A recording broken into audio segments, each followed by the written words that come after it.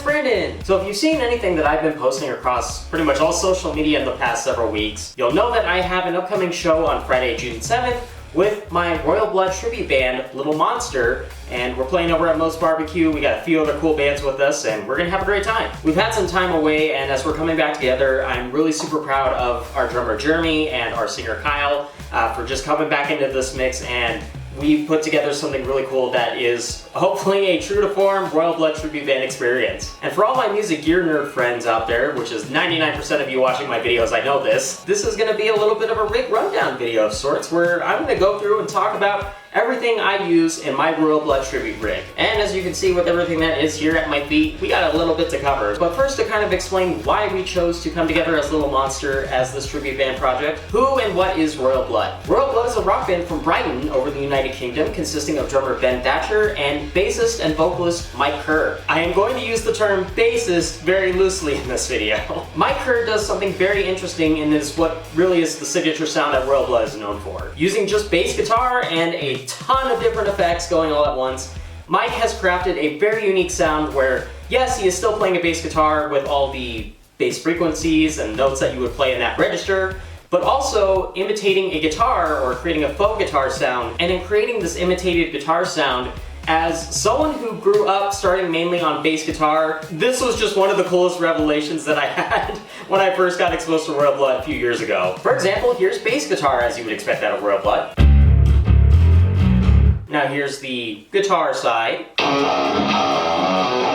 And you put those together and obviously you get the same instrument in two different registers. Royal Blood is definitely one of my all-time favorite bands for just doing that alone.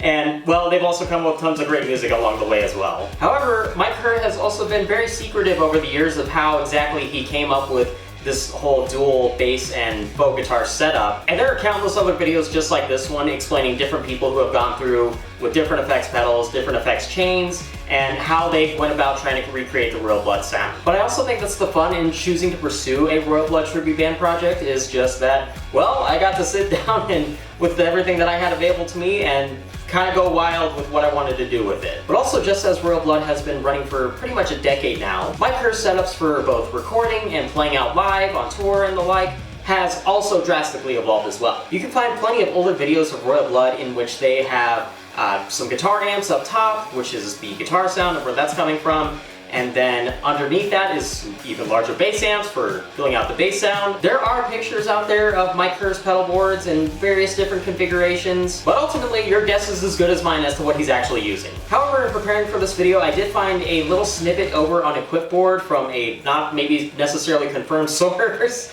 that states that Mike Kerr is currently using 4 Neural DSP quad cortex units, with each unit apparently being set up in a way that mimics Mike Kerr's sounds that he recorded with at the time of each of Royal Blood's 4 respective albums. To that note, I do say, wow, that's actually pretty wild. Apparently this information was sourced from a front of house engineer who actually tours with Royal Blood, and in just looking at more recent videos of Royal Blood's live performances, I tend to believe this is very true. And when it comes to everything down here in my setup of what I chose to use to try to recreate the Royal Blood sound as best as I personally could, I like to think maybe that I've got a hybrid of the old and new going on where there's a series of analog pedals that I have here, and then of course, you know me, I'm already big on amp modelers as it is, so surprise, we'll see that in here. To start off with my Royal Blood tribute setup, let's talk about just the bass guitars that I use first. So I just use all 4-string basses, just like Mike Kerr does. Mine I use in various different tunings. I've got E standard, D standard, C sharp standard, and C standard. And in Little Monster, we basically just coordinate our set list based on kind of grouping songs based on the tuning of the bass. It is worth noting that Mike Kerr appears to exclusively use short scale basses, that is, bass guitars with a 30-inch scale length. I personally haven't gotten into the short scale bass thing yet, so I'm just using 34-inch standard scale bass guitars. Mike Kerr also uses a lot of various different models of Fender bass guitars, and if you know me, I love me my Yamaha basses because some things will never change. As you noticed with the short little sound snippets I did at the start of this video, you can likely see I do not have a single guitar or bass amplifier anywhere in the spring. The sounds you heard were just me running my 2 separate effects chains into my PA board and obviously out my studio speakers. My reasoning for doing this is just that it's super easy to not have to lug an amp around for this setup, but that's also to say with not really lugging any amps around anywhere to set up and play with. And as a recent video of mine has made abundantly clear, my first major super serious priority for going to any show that I play now is packing along the in-ear monitor card system rig that I use or refuse to not use pretty much for any show nowadays. I won't touch on it in this video because my in-ear monitor rig is currently upstairs waiting to be loaded in for the June 7th show. But if you are interested in how I talk about how I connect all of our inputs for Little Monster, including the bass guitar side and the folk guitar side, I do mention that in the video, and I definitely encourage you to check that out. I will talk about this briefly just because it's sitting right here in front of me. I do have a microphone because I do the backing vocals in Little Monster. Unfortunately, I do not have the brain power to be like Mike Kerr and sing all those vocal parts and do all the bass guitar wizardry all at once. So that again is why we have Kyle Moore, our awesome vocalist in that band, who thankfully takes the heavy lifting of that off from me. But I do some backing vocals, and well, I just have this position in a way that I don't accidentally like run around and whack it with. And this little tablet here, that's on my mic stand. Thankfully, I never have to actually bring up any lyrics to remember what I needed to do. This is just more about controlling our in-ear monitor mix, but you want more info about that, go watch the in-ear monitor mix video that I made. And as we proceed to talk about the 3 pedal boards that I use for my Royal Blood tribute setup, let me just go ahead and get this disclaimer out of the way. This is no specific confirmation any which way on any of the gear that Mike Kerr personally uses. My own little Royal Blood setup here was just simply done through 2 different live rigs that I was using already for bass guitar and electric guitar separately, kind of mashing them together and seeing what I could come up with. Speaking of mashing things up, let's go ahead and start with a pedal board that is directly in front of me as if I were on stage. This is basically where my entire effects chain starts at. So starting up front, we have what basically is just a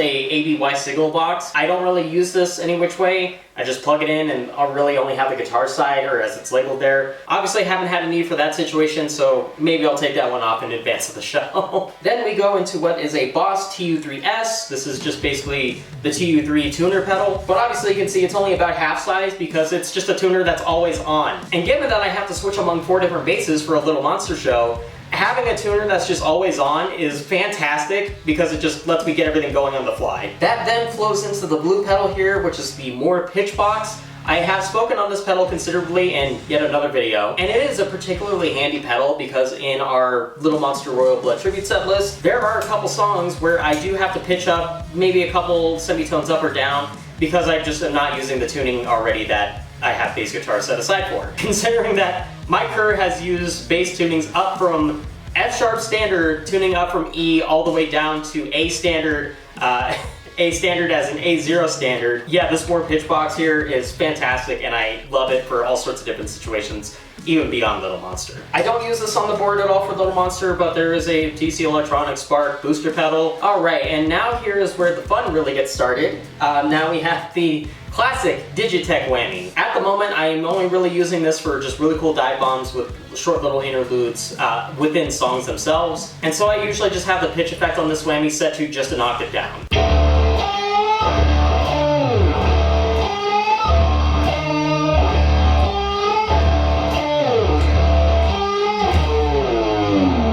Next is just a wah pedal. Don't use that for Little Monster. Moving on. And ultimately, if you are very serious about trying to explore sounding like Royal Blood at all, we come to perhaps the single most important pedal that I use across all 3 pedal boards, and that is this MXR AB box. And thankfully AB box, ABY pedals are very simple in their design, where I have the A side, which is to my bass chain, going out to my left here.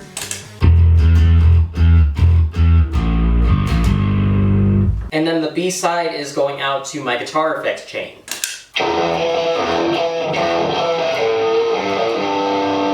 And then obviously for a good chunk of Royal Blood songs, both of these are on, so we have the mix of both guitar and bass. And it's also worth noting then that if it's not both signal paths that are engaged at the same time, simply what Mike Kerr is doing is he'll just turn one off and continue playing on the other.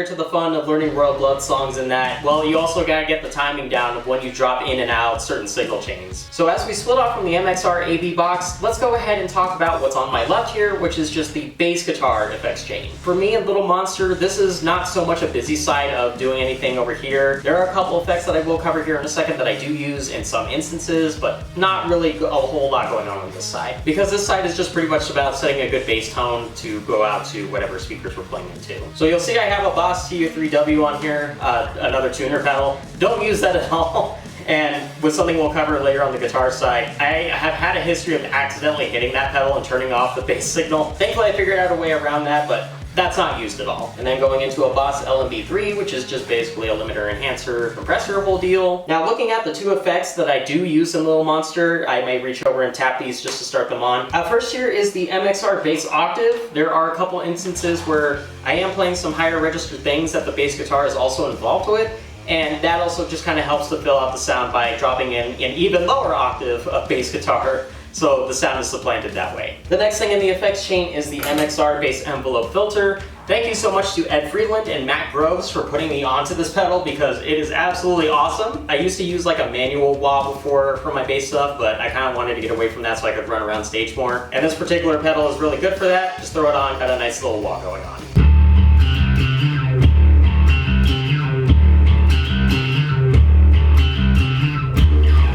And then starting up at the top row of the bass pedal board, there is a Boss NS2 noise gate. Maybe a noise gate pedal isn't so much important for a Royal Blood tribute setup, just as I have the AV box at the front here, which cuts everything off on a dime, and so I don't have to wait for the noise gate to engage. Next we have the Boss GEB7 bass EQ. Again, more tone stuff. After that in the chain is the Digicheck bass multi-chorus. Don't use that for Little Monster at all. Moving on. And then the piece de resistance on this bass pedal board is the Dark Glass, in my case it's the Microtubes X7. Just an absolutely great preamp pedal. And once I especially realized that, and as you can see on the side camera here, once I was able to figure out, hey, I could just run an XLR out of this and never have to use a bass amp again. Whoa, that blew my mind, and so that's why I use it. And then again, of course, because in-ear monitor system over anything. And so the bass chain ends with me just XLRing out of that Dark Glass preamp pedal, which just goes to our in-ear system, which splits off then, of course, into front of house and our in-ear mix. And then lastly, we have on the other side of this whole mess of pedal boards here, again, separate from the bass guitar side because these are two different signal chains happening here. On the right-hand side over here, or my right that is, we have my head rush pedal board, my attempt at imitating Mike Kerr's imitation guitar sound. Again, if you do have any interest in doing a Royal Blood kind of setup for bass guitar, you can get away with doing it all on analog pedals and through a guitar amp if you wanted to. I personally have just been ride or die on the concept of amp modelers for quite some time now, and I wouldn't have it any other way personally. And if it is to be confirmed or believed that Mike Kerr is indeed using 4 quad Cortex units, then hey, that's cool.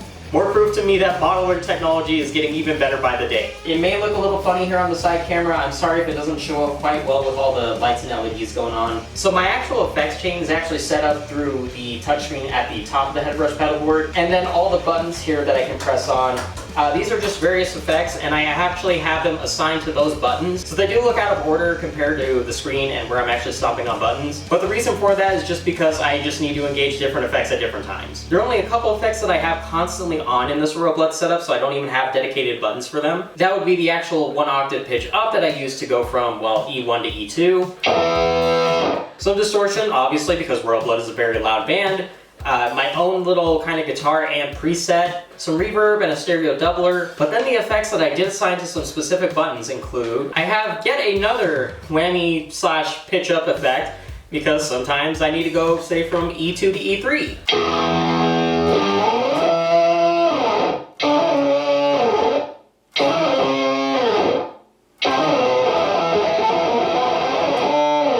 The other effect that I have tied to a button as well is just a phaser.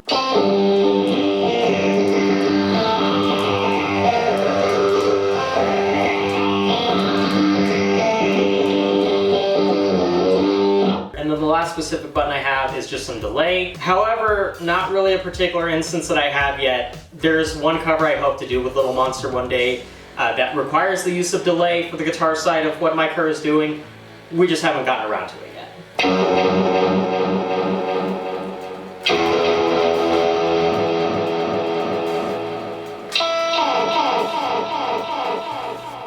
You might notice it earlier in this video, but I didn't make any specific mention of it, and well, until you see me here mashing my foot on it. I do have an expression pedal, and the reason I ended up putting this here is, again, it prevents me from accidentally mashing on the tuner on the bass pedal board, and thus cutting off that signal chain. But this expression pedal is handy because I don't have to like abruptly then, at least for the phaser and the octave up that I use, I don't have to turn that effect on and then it's like, oh, suddenly this is on. I can kind of just slowly ease into it. So let's do that with the phaser here. I'll play that the Boilermaker line here again.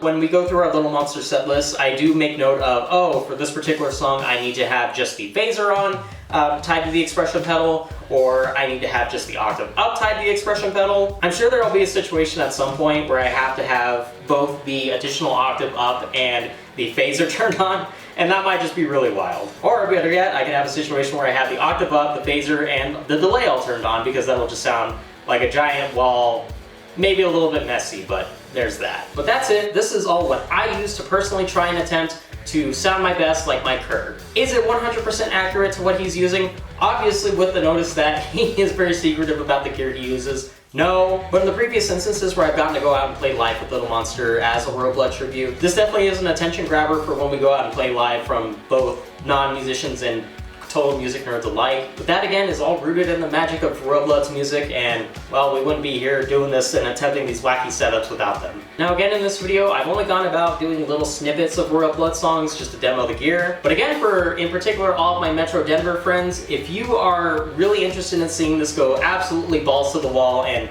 seeing how I do this all live, again, we highly encourage you to come on over to our show on June 7th over at Moe's BBQ in Englewood, because this all took a lot of time and effort to get this to a spot where I could really fine tune it and like it, let alone get to a point where I wanted to link up with other people to go play Royal Blood's music with it. But I think we do a stellar job trying to capture the essence of Royal Blood, and if you're into their music, I think you'll absolutely love our set too. In addition, I do have a dedicated playlist now here on YouTube for everything specific to Royal Blood, my Royal Blood covers, and also to Little Monster itself, all the stuff that we've recorded, in case you want to see all the magic happen through some studio recordings that we put together, as well as some live performances that we recorded ourselves. We're definitely looking to book more shows along the way with many of our Colorado tribute and cover band peeps, and I'm just flat out excited to go ahead and use this rig live for the first time in a while. I hope you'll have the chance to maybe catch us along the way doing that live sometime, but otherwise, I hope you have a great rest of your day, and I will see you in the next video.